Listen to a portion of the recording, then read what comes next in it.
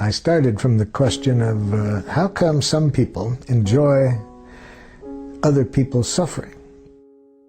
And then how come other people in the same society are just the opposite? They get their joy not in believing that there's bad people that need to be punished, but they get their joy in contributing to people's well-being.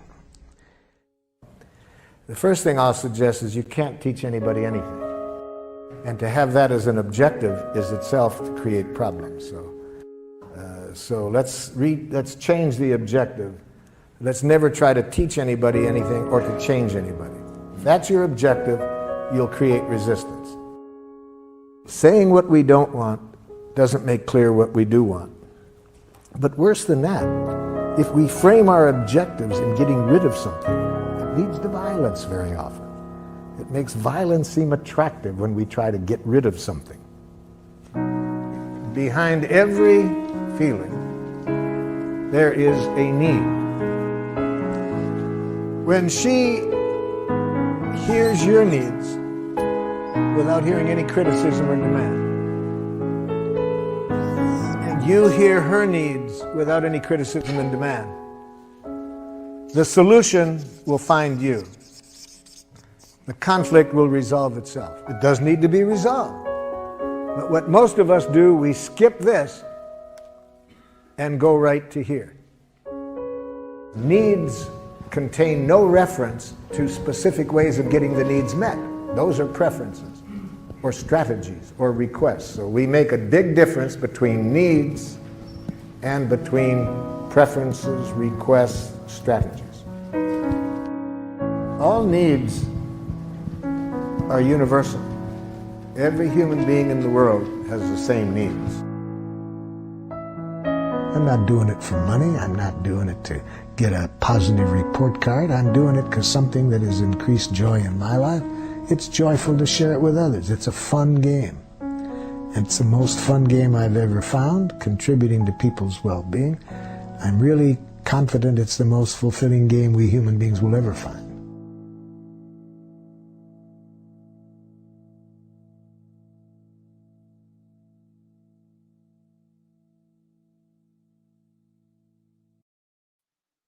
Welcome to Igniting Compassion. I'm your host, Katrina Valancourt, and it's such an honor to be able to have this opportunity to interview various trainers of nonviolent communication. I'm very excited today. We have Sarah Peyton with us, and I'm going to bring you on screen and then share with our guests a bit about you, Sarah. So thank you. Yeah, great to see you. So Sarah she's an international speaker, facilitator, and has a passion for weaving together neuroscience knowledge and experiences of healing that unify people with their brains and bodies. Sarah makes interpersonal neurobiology research available for our embodied brains to use in living at peace with ourselves. Funny, touching, and filled with personal stories and up-to-date research on our nervous systems and how they interact with each other, her presentations change lives and invite self-acceptance and self-compassion. Sarah offers healing experiences of hearing ourselves and others deeply, using the precision and resonant language that come alive in the long-term study of nonviolent communication. And 3D body-centered explorations of families over generations through her work in family constellations. Sarah is a CNVC certified trainer of nonviolent communication, an experienced facilitator of the family constellation work. And she speaks and writes internationally on the confluence of nonviolent communication, constellation work, and the world of neuroscience research. So I'm just thrilled to have you with us, Sarah. Thank you, Katrina. It's such a pleasure to be here with you. Thanks for doing this work in the world, getting the word out, showing people Marshall. It was very sweet to see him here in the beginning. Yes, I love dedicating this show to him. We actually launched the show on the anniversary of his birthday this year. So it was just divine timing in that way, and work carries on in the world through all the people who've been just moved by it. And I'd really love to hear, what was what happened for you that had you go, oh my goodness, I've just come across nonviolent communication and this is going to be a big part of my life? Well, it's funny. I mean, it sort of happened simultaneously, the nonviolent communication and the relational neuroscience. I I was driving around the Pacific Northwest for work, and I would go to the library and I would get CD sets out, and I got one of Marshall's CD sets, and I was like, "This guy's amazing!" And he just happened to be coming to Seattle that year, and so I went to go see him. And I had listened to the CD set several times, so I had it kind of memorized. And towards the end of his career, he would kind of get on a particular bent, and it would be pretty much the same as the CD set. And I was like, oh my goodness, I already know all this stuff that he's saying almost by heart. What am I going to do for 3 days? And one of the women stood up. It was Mel Sears, who does beautiful work and has written a couple of books about nonviolent communication in mental health care and hospitals. And she just does gorgeous stuff.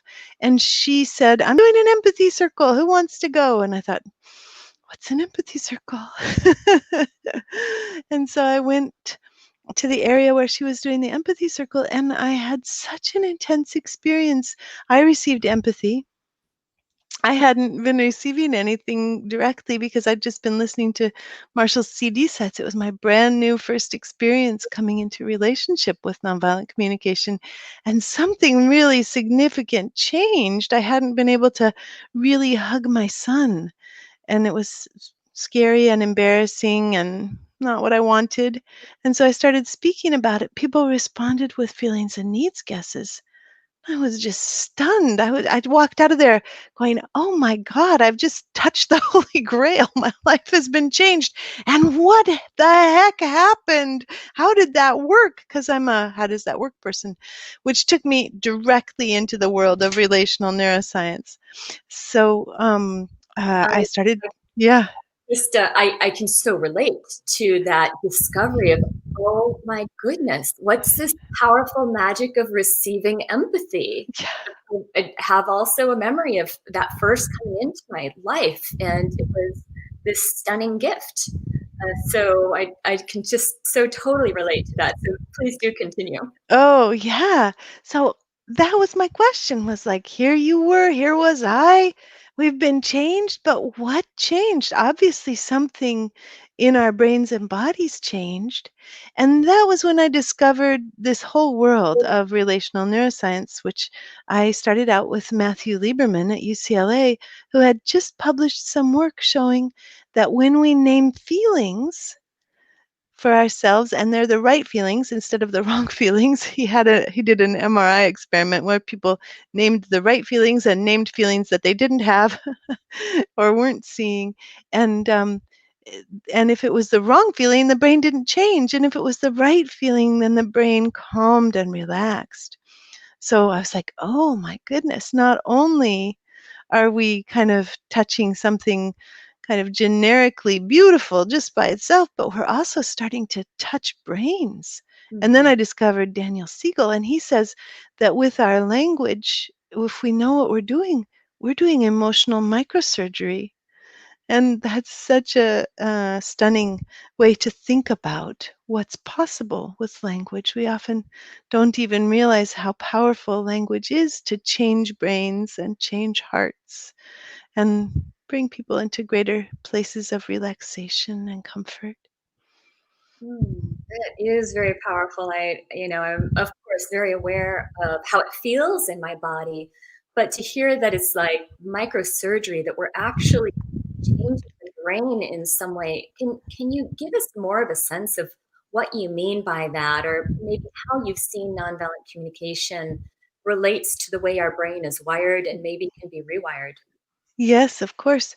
Well, as we move through the world, we are embodied beings. We are here in these bodies that are very much connecting us to the present time.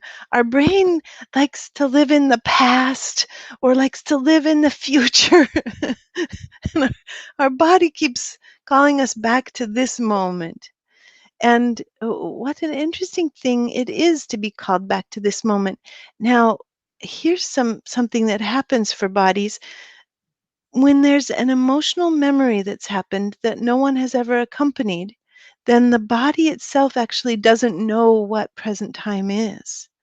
So, for example, a barking dog. We were bit by a dog when we were 3 years old.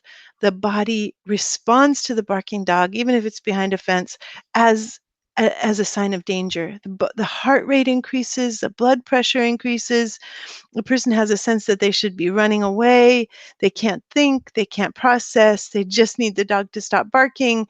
And and there's an example of sort of the way that trauma, or trauma is an easy way to say, what have we been unable to fully process, where trauma travels with our bodies until it's been held. So here we are carrying this experience from childhood forward, and here we are in the present time. There's a dog barking, but our body is sort of both here and here. And when we start working with the feelings and needs guesses, did the little one that we were, for example, did she or he need, or they need acknowledgement of of aloneness and of terror and of shock and of danger?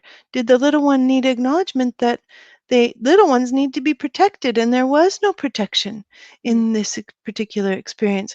And as we begin to kind of speak with the body in its past, whatever it thinks is still happening right now, it actually relaxes, because that's what we need. We don't need the world to be different. We just need to be accompanied in the world as it is.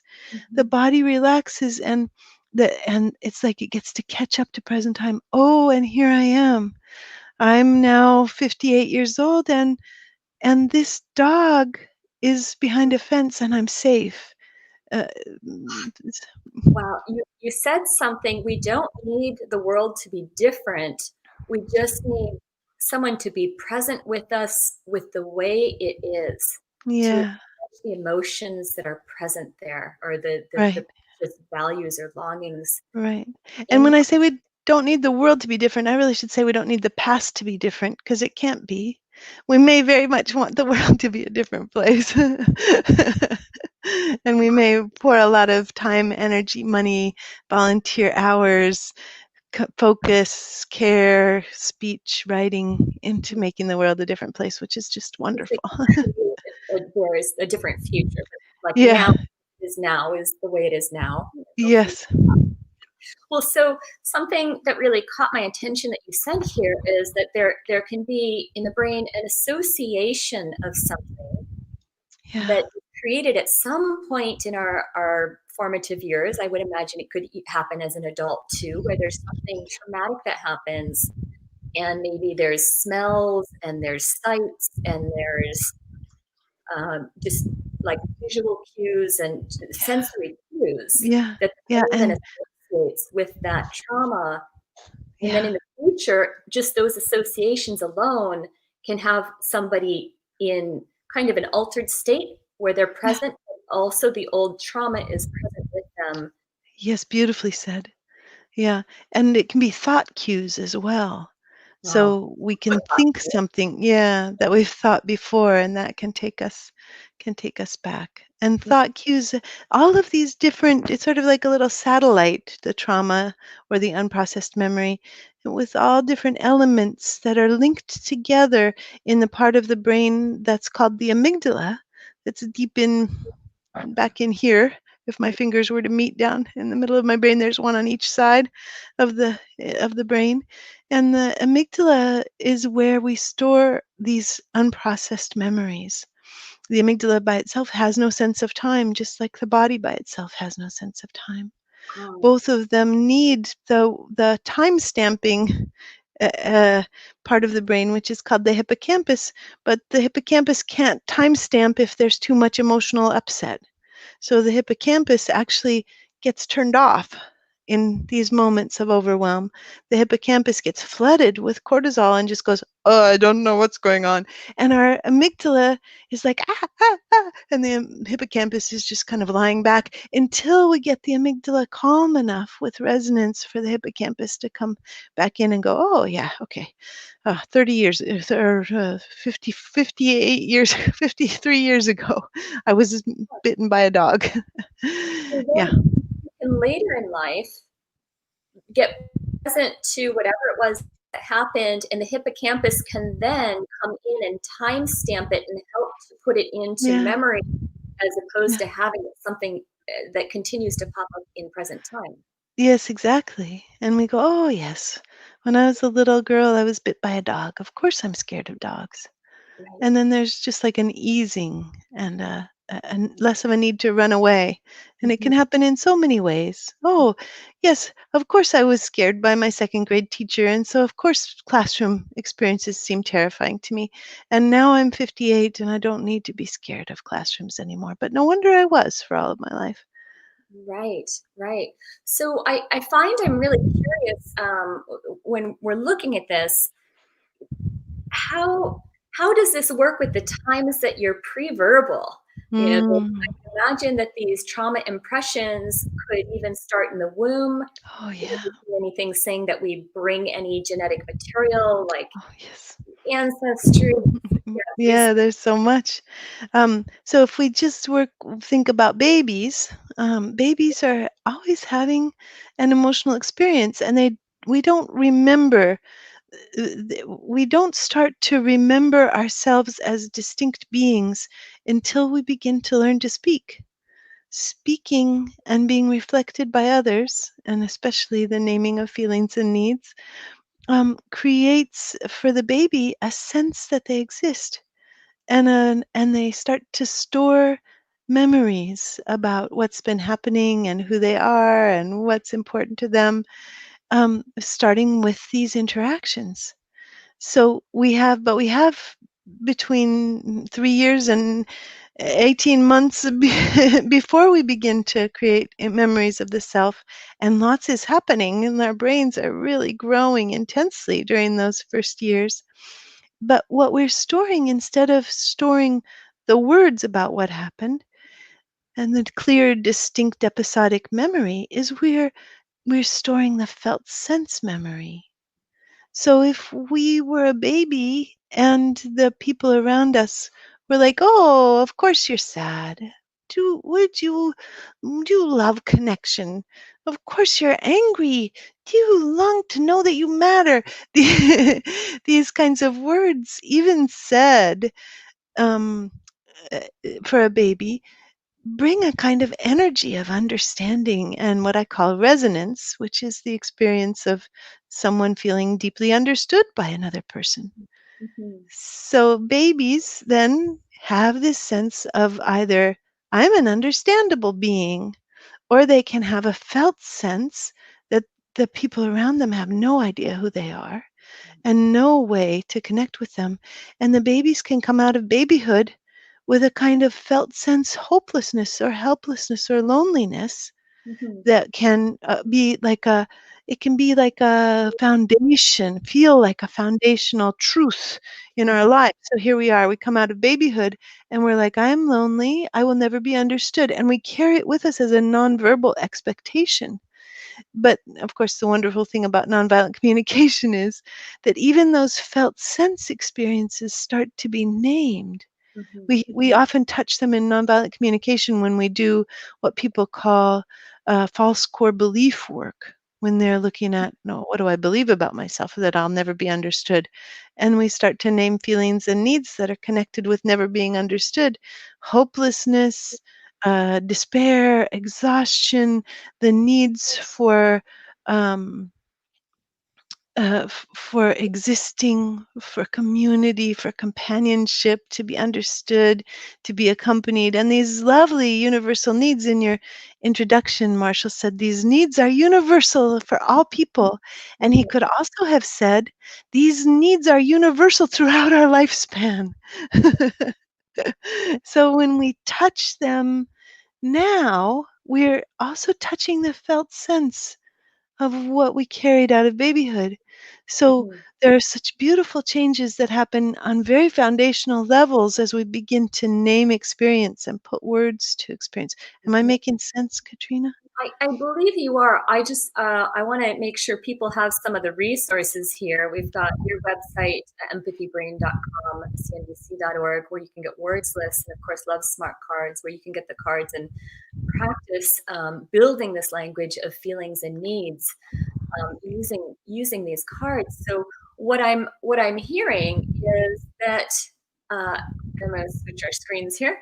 What I'm hearing is that when we're pre-verbal, there's still these emotional or energetic imprints, and so they still can be trapped in the amygdala, which I've also understood is called the primal brain or the reptilian brain, the part of us that is really dedicated to our survival.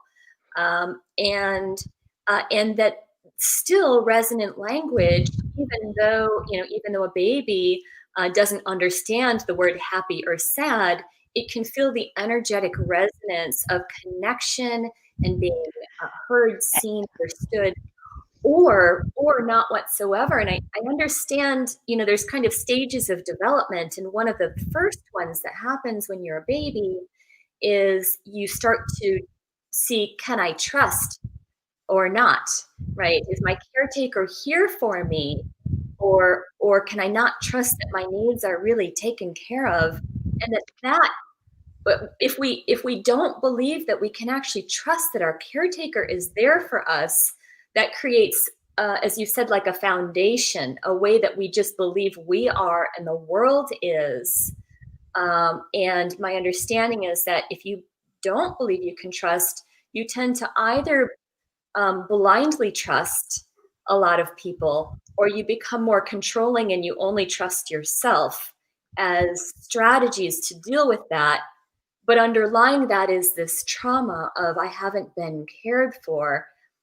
I just want to check and see if that's resonating with what you Yeah. indicated, or if there's anything. Yes, yes. And then the important thing also is that the baby is getting the emotional and needs information, even though the baby is not yet verbal, because we're always sending emotional and needs information through the facial expression, through the tone of our voice. Humans can tell with one word.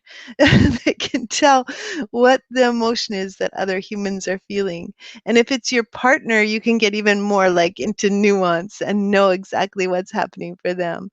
So babies can tell whether or not what's happening in reflection to them, it actually lands for their bodies. So if a baby is sad and lonely and a mom says, "You're an angry little baby," there's a no. There's a energetic mismatch between what the mom is saying and what the baby is feeling. And of course, many of us live lifetimes in this energetic mismatch of feeling something and having somebody else tell us that we feel different than we do. People will say all kinds of things to their kids. "You don't feel that way." Is a very common, "No, you're not angry." "Oh, no, you're not sad." Parents say this to their kids so often in ways to try to kind of manage and diminish the emotional weight and the difficulty of being parents, which is hugely difficult. And so babies and kids really feel that. Is the emotion matching? Does it create the completed circuit that lets my body relax? Because the body feels something.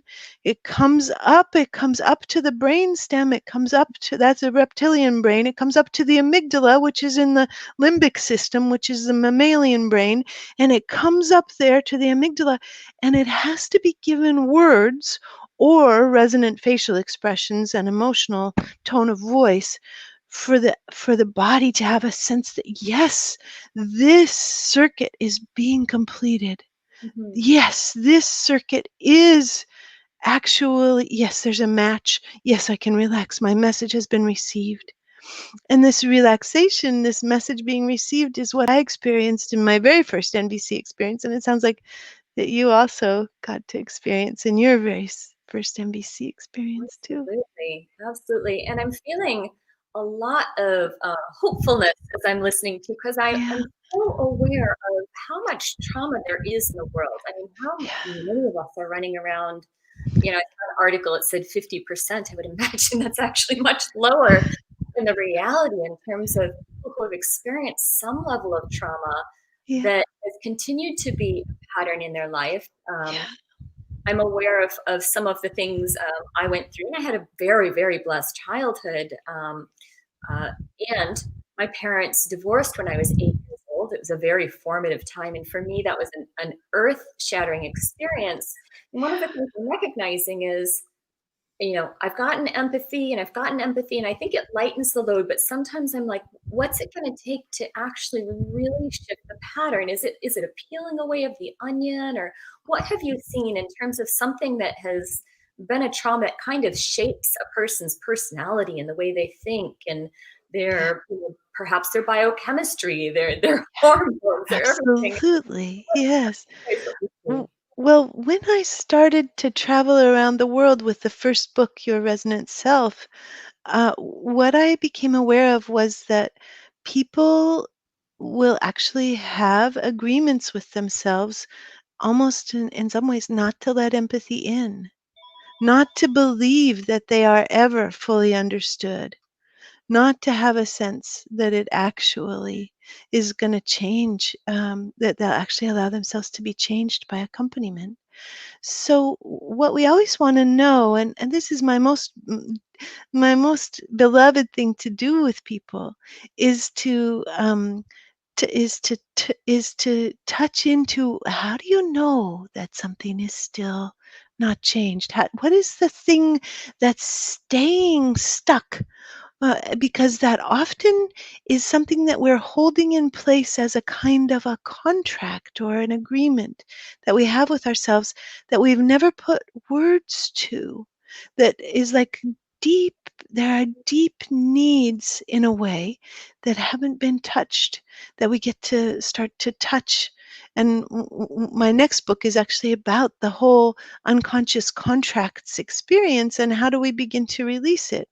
So if you wanted to answer that question, how do you know there's something that's left for you from childhood? What Oh, do you know about that? You can if you want. sure, sure. So, I've done some of this exploration over time, and I was really surprised. As I shared with you, it was difficult when my parents separated, and and I I created a pattern that I thought was gone, and it just popped up. I think the stress of politics and the coronavirus and just all the things that are happening in the world right now. I noticed that I went into a old pattern. I'm kind of embarrassed by it. Um, I think when my parents separated, I made a vow. I watched another one of your videos and understood Yes. something about these vows we can Yeah. make, that I would never be happy again. Yeah. And I saw it was a way to punish my parents because they were not supposed to get divorced. They're supposed to stay together. We're supposed to be a happy family. Yeah. You Yeah. get the memo. Yeah. Yeah. Yeah. We were taught, like the way you correct behavior is you punish bad behavior. And Oh, yeah. except for to say, well, you had bad behavior, so I'm never going to be happy again, as a way to punish. Uh, wow. Of course, like, I've had happiness between then and now, Right, right. but I've also had these cycles of depression that were mostly gone about 5 years ago, and then it just popped up for, I don't know, about a week over the time of the elections. Ah, ah. So, well, we're very much, in a divided country in so many ways. I just want to acknowledge that. So, of course, our small bodies would be, having whatever response we've had to things being really divided, because our bodies don't want things to be really divided. They want unity and connection and mutual understanding. So if you get to say this, the full thing aloud, if you say, I like putting in the form of an official contract, because once we have that, our body is like, oh, I maybe don't need to have that anymore. So if your official contract were something like, I, Katrina, solemnly swear to my essential self that I will never be happy again in order to make my parents understand the error of their ways, in order to, it may feel more true to say, in order to punish them. Those were the words that you used. And then Yeah. the last part is, no matter the cost to myself. And that's Mhm. a very important part of the vow, because there is a cost that we get to acknowledge. Mhm. Yeah. So what happens if you say the words? How do they come out if you say them? Goodness, I think I'll need your guidance a little bit. So to repeat back basically what you shared with me. Yeah, I, Katrina, Okay, I, Katrina, do solemnly swear that to my essential self. my essential self, that I will never be happy again in order for my parents to understand what they did is wrong and to make it right. Ah. No matter the cost to No myself matter the cost to and the myself people I love. Yeah, and the people I love. yeah. That feels horrible. Ah, does it feel true as well as horrible? Did we do well on the words? It does feel true. I'm smiling, but I feel tears under the surface, and I'm not Mm. show. Yeah, right, right. When we are the host, we don't get to cry, but we just will acknowledge the tears under the surface. Mhm. Then we get to say, if we have a sense that we've gotten the words right, and I'll talk about the deep needs in just a moment, but let's stay with the process for a moment. You get to become your essential self for a moment. Mhm. Your very, very best self, the Mhm. one that you made the contract with, the one who understands so fully why this little girl would make such an intense contract, that the split went against everything for her. And if we say to that essential self of Katrina, first of all, we want to know, essential self of Katrina, did you hear this contract? Did you hear the vow? Oh yes, loud and clear. Uh-huh. Do you want Katrina as an adult to keep this vow? No, Okay. Please tell her, Katrina, I release you from this vow, Katrina, I release you from this vow, and I revoke this contract. and I revoke this contract. And instead, I give you my blessing to And instead, I give you my blessing to be happy and free. to be happy and free. Mm, mm. No matter how split the world might be. No matter how sick the world might be. Mm. How does your body do? Oh, there was a nice breath. Ah. Yeah. What? How do you do? We need to know if your body liked this process. It feels good. I definitely feel something releasing in myself.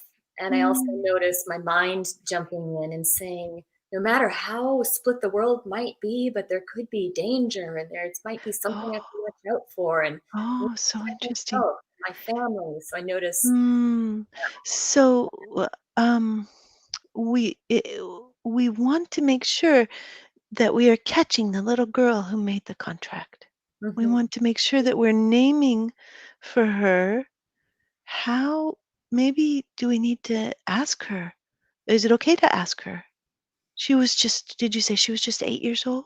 yes, Do you see a picture of her? Do you see her in your mind's eye? sure. Okay. And if we ask her, 8-year-old Katrina, is it really scary that your mom and dad are getting divorced? Do you need safety and protection? Yes. Yeah. And just see how her body responds to our inquiry. Does she relax a little bit? Give me a sense of her. I feel sadness again. I feel that like wanting to wanting to jump into a cozy place and curl up in a ball.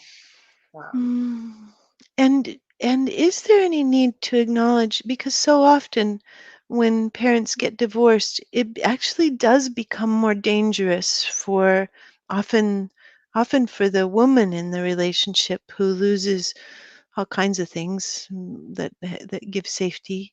Is there Mhm. any need to acknowledge that in the case that you lived through? Um,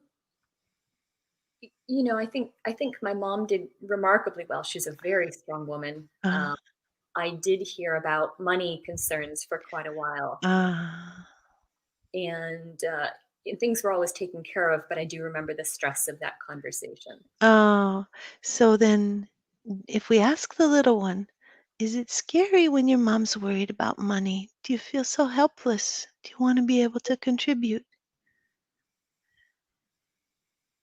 Mhm. And then just see again, how does her body do? What does she want us to know? Is it okay with her that we're there? Um, hmm. Yeah, it feels comforting. It also, there's something that feels a bit um, revealing. There's a bit of wanting to hide out. Oh, yeah, of course. Mhm. And you get to say, "Oh, we'll just close that door. We won't go there." But I just want to say that for all of us, what we're doing is we're touching this place where we are all, as I am, both an 8-year-old and a 58-year-old, and so we're connecting. And because we come with this nonviolent communication, true spirit of inquiry, are you feeling and are you needing?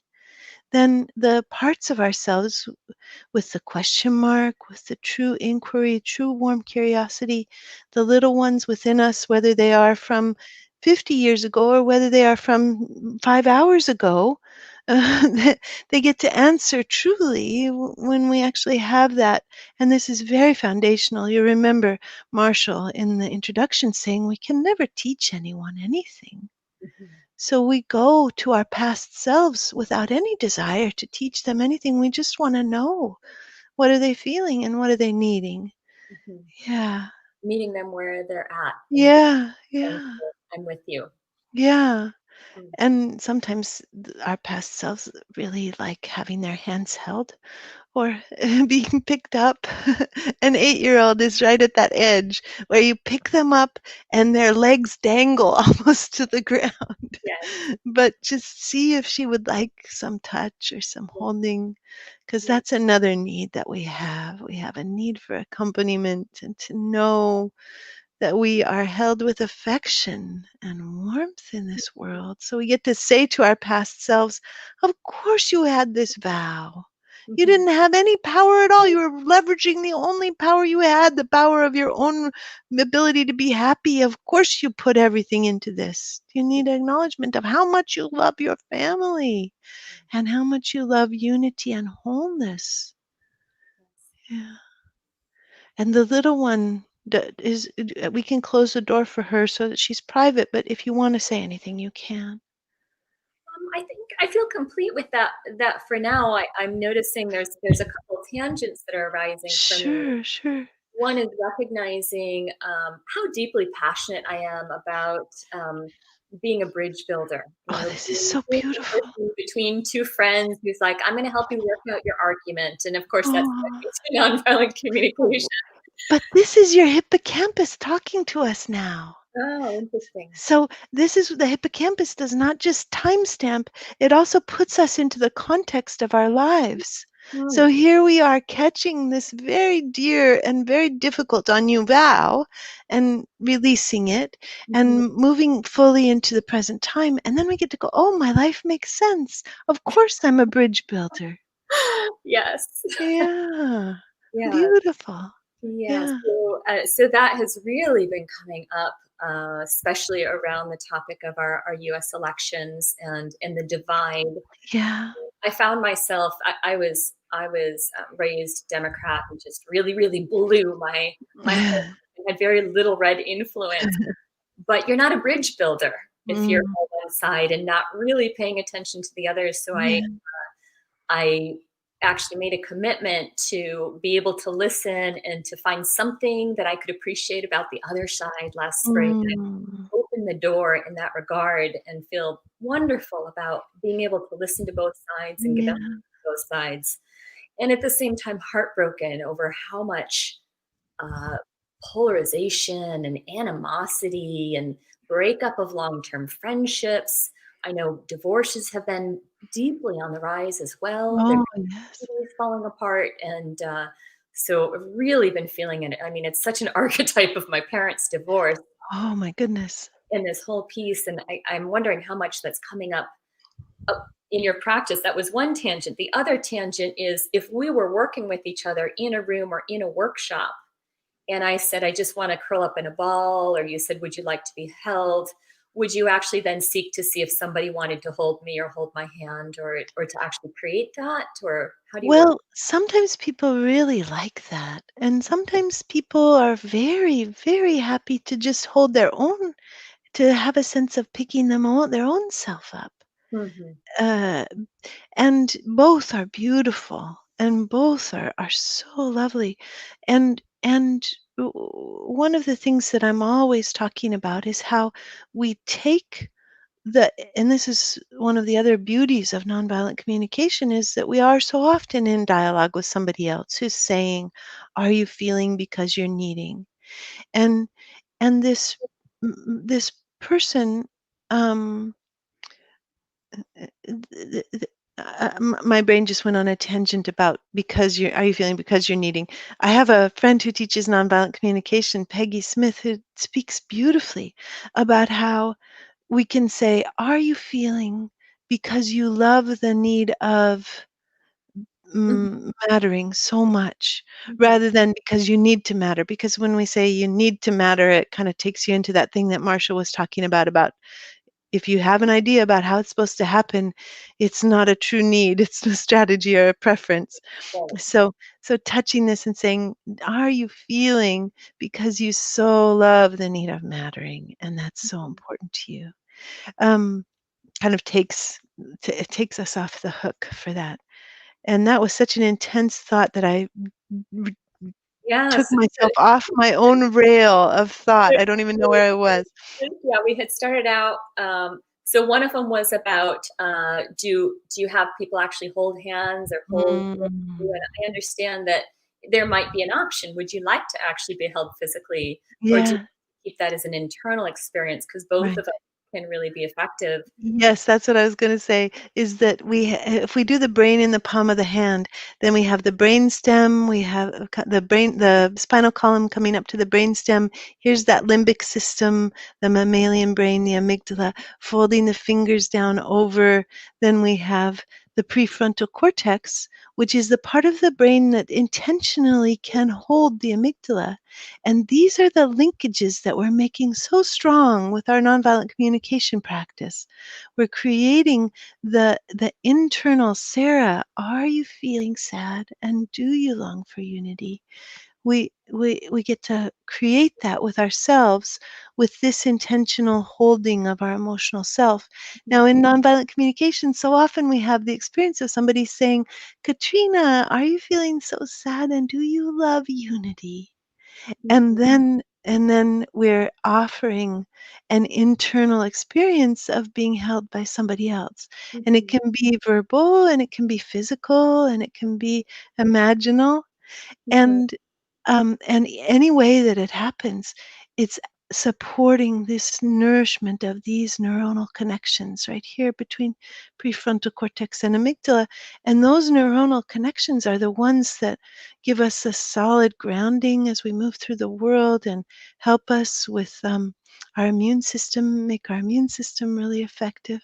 So, um, so we have this beautiful either or and both kind of thing, with the internal holding and the external holding whenever it's wanted. Right. I'm really hearing that guided meditation or hypnotherapy might also serve that purpose. And I'm aware you have a number of guided meditations along with your Resonant Self book. Yes, yes, they're down for free download at yourresonantself.com. Okay. Yeah. Mhm. Wonderful. And then that second question was kind of what's happening in the world now. Um, and I'm curious what has been coming across your plate, and maybe some themes that you've seen and some helpful tools that you might be able to offer people as it relates to today's politics. Yes, and just acknowledging the intensity of this moment with the person who's been in the White House for the last 4 years saying that he doesn't want to give up the White House. He doesn't want to take his toys and go home. He wants to stay and continue to, to be here doing this. And how much that can be just like acknowledging for our nervous systems that that can be a little scary when somebody doesn't want to play by the rules.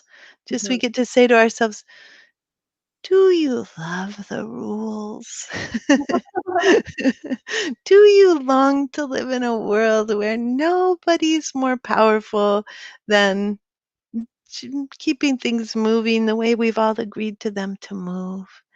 Mhm. Yeah, and just like acknowledging all the main thing, is what are we feeling and what are we needing, and asking ourselves those questions. Sarah, are you scared? Does it make your heart quake? Do Mhm. you long for protection? Do you long for, in a way, do you long for there to be grown-ups that can take care of these things? Mhm. It's been so often my wish for the last 4 years too. I wish there were a really big grown-up that could take care of some of this. Goodness, I tell you. Well, so when I'm hearing you talk about what's happening with the elections and Trump and the transition of power, um, I'm hearing you talk to the blue side of the. Mm, Curious, mm, have you come across people on the red side of the aisle? Because um, I know that they also are. It's yeah. having challenges. Yeah, yeah, that's a beautiful question. So I'll do an empathy guess for I was watching some interviews with people who believe that there was election fraud. Um, like, I think I would say, do you need acknowledgement that you're really worried about corruption? That you very much want to live in a world that makes sense to you? And Mhm. when the stream of sense making gets disrupted, do you become disoriented? And do you just want to have a sense of the world making sense? And the woman who was being interviewed said, I don't understand how there could be all those ballots for Biden coming through at the end. That must be fraud. And so if we were with her, we might say, you feel bewildered. Is there is there a do you believe that the voting is like the flip of a coin and that you couldn't have 30,000 heads in a row? Are you confused and baffled? And do you love certainty? Do Mhm. you love clarity? And I don't know how she would answer, you Yeah. know. Yeah. Well, and I think also something that's really major is trust. Mhm. Can Yeah. we absolutely trust that our elections are, I wanted to use the word fair, but it seems like Mhm. fair is such a high margin, Yeah. reasonably fair, right? Yeah. Yeah. Yeah. There's on both sides of the aisle, there's this shared desire. I Because both the red and blue are like, okay, whatever candidate fairly won the election is the president, right? Mhm. If you're running a race, you can Mhm. see everybody's behind the line. You can hear the start bell or whatever go off, and you know if everyone was behind the line, and you can see the whole race, and you see who crossed the finish line first. And Yeah. the whole process is very transparent, but elections are not nearly as transparent. There's so many Mm. special interest groups, and we've seen election fraud throughout the years. I so to both sides, I would imagine there's this, are you longing to trust in our election system and in our governance? Would you love to have transparency that helped you to understand what's going on and to know Yeah. what's actually serving humanity and what needs to be adjusted to better serve humanity? Yeah. Yeah. Mm. And then, do you believe that Trump is the best leader? And are you baffled and confused when people say that he's not? Do you need some acknowledgement that that in itself um is a is a very confusing element of this period? Yeah. Yeah. Yeah. Yeah. I've been really blessed to join John Kenyon and then Paul Sterling and Corey Tyler on Wednesday evenings. We've been doing an Mm. across the aisle experience on Wednesdays from 5 to 6:30, where we get to practice this resonant language Ah.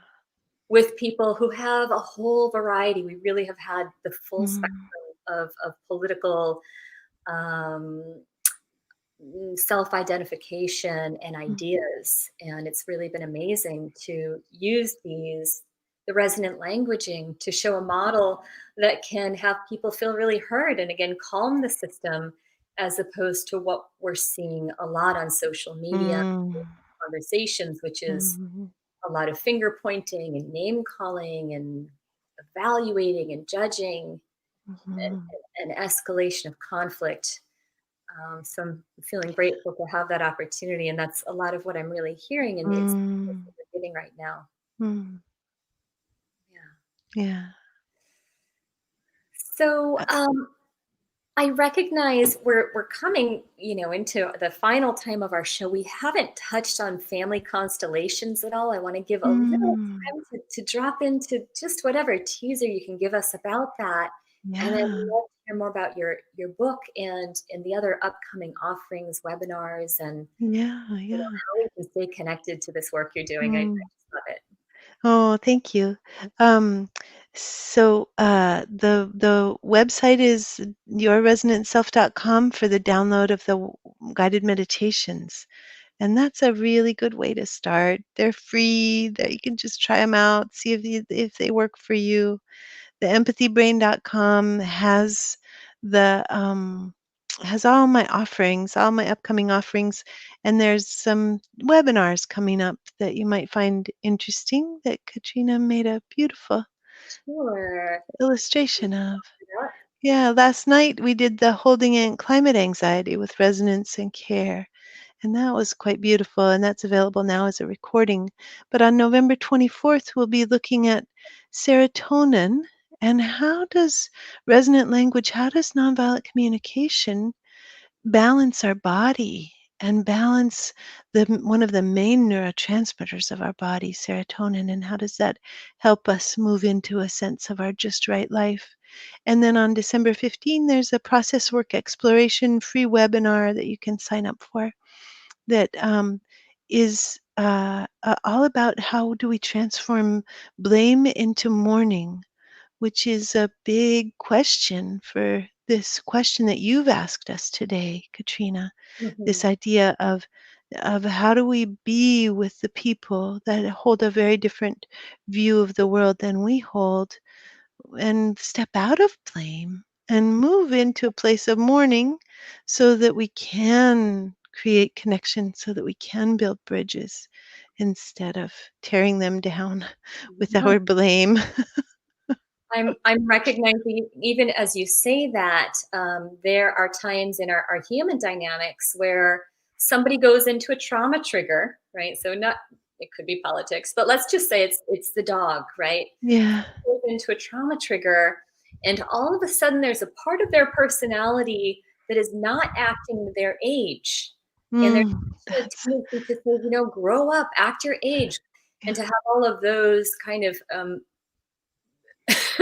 unconscious strategies perhaps to try and calm somebody down and to get them balanced, but that doesn't actually work. It's similar to these reactions Mm, we're having around politics, where those strategies are not working, and what that person's really needing is this resonant language that you're talking about. So, if somebody does have an early childhood trauma, and they're not trusting, and they've got some kind of a control mechanism going, rather than saying, stop being controlling, Yes. it might be helpful to say, are you feeling a little concerned right now? Yeah. Is something happening that's not feeling comfortable for you? But Yeah. to get curious about it, as opposed to making it wrong. Yes. Make it wrong. Just really notice. Yeah, it's so true in our closest relationships with our very most beloved people that Mhm, it's harder for us to be with their feelings than it is to be with anybody else's feelings. mhm, So we kind of end up saying these things to our partners and our children, mhm. where we wouldn't even dream of saying such a thing to our friends or to our colleagues or clients. Yeah. Well, of course, it can get especially tricky if whatever pattern they're going into then triggers one of your patterns, and all of a sudden it's like, you know, your 5-year-old against my 8-year-old. Those are intense moments. Oh my I god. live those moments. Yes, I'm really getting, the discipline of some of these meditations. How do we Mhm. calm down our system so that we can come Mhm. into more of an even place, or place where we have capacity to use resonant languaging. I guess that's where I really fell in love with using cards too. Mm. Yeah. My brain can go offline, and I can still look at a card and say, "Yes, I'm feeling Yes, yes, yes, yes, yes, this." yes. I love the cards also, and yours are beautiful. And I also that some people made the magnets, and I would sit when I was a younger mother. I would just sit in front of the refrigerator on the floor and just kind of like move the magnets because I was struggling to try to find a way to be calm enough to be a good mama. Mhm. Yeah. Mm. Yeah, it was a godsend for me to be able to use cards as a way to start sorting myself out, but also Yeah. build the language so Yeah. that I could share empathy with myself and with others on the fly, as opposed to it being this magical power that I just couldn't understand. So, yeah, I Yeah. found that. How do people find your across the aisle work? Is that if they go to Yeah, lovesmartcards.com, will they find you? well, thank you. So that one is actually through johnkinyon.com. Okay. So Mhm. uh, And for those of you who don't know John, his last name is spelled Kinyon, is that right? that's right. Yeah. So Yeah. here is, let's see, here is Oh, there's John Kenyon's name right there at the bottom. Yeah. We in can front of see it. that. Beautiful. Very Yeah, beautiful. yeah. So yeah, that's tonight from 5 to 6:30, and we're seeking to Mhm. do it on Wednesdays ongoingly, just to support people to be able to calm down the trauma response and build the muscle of being able to empathize with each other, to build Mm. that resonant languaging. And is it recorded for people who live in other countries? It is live stream, and John leaves it up for a little while. I think it's up for 24 hours, Okay. and Okay. then he'll delete it, just so that people can have a limited exposure and not have their personal politics Right. put up forever. Yeah, of course. So Beautiful. yeah, we do have some recorded shows that we did on some previous versions of Igniting Compassion, where people are willing to have those up for a long time, so you can get a taste of it Mm, from that mm, as wonderful. well. Yeah, and then your book, Your Resonant Self. I want Yes, I have the book, to. Your Resonant Self. It's a beautiful book. It's a tour through your brain with resonance. Yes. Yeah, so that's a lovely one. So in this book, it goes deeply into the brain science. You're talking about the brain stem, and Yeah. the hypothalamus, amygdala, and the frontal lobe. Yeah, And yeah, you get that whole piece, and you start to understand how they work together, and how this resonant language, especially the language of feelings and needs, yeah. calm down these old traumas Yes, and bring us back into presence, so that right. our brain is engaged in the present moment, as opposed to pasting some traumatic past. Yeah.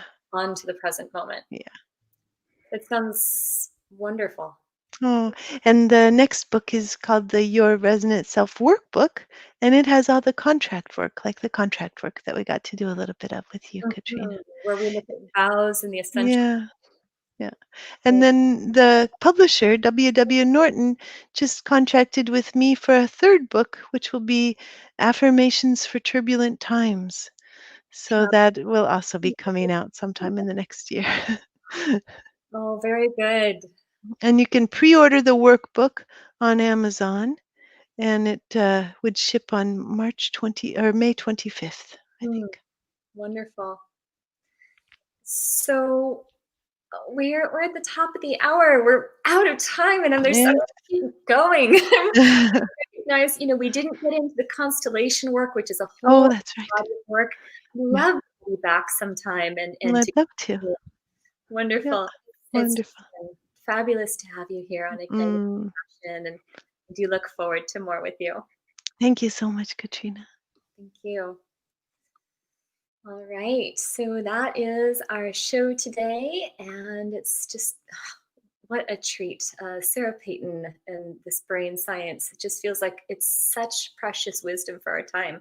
So thank you so much for joining us on today's show, and hope we'll see you again next week as we continue with Igniting Compassion. We'll have Jim Mansky, wonderful NVC certified trainer from the island of Maui, joining us next week.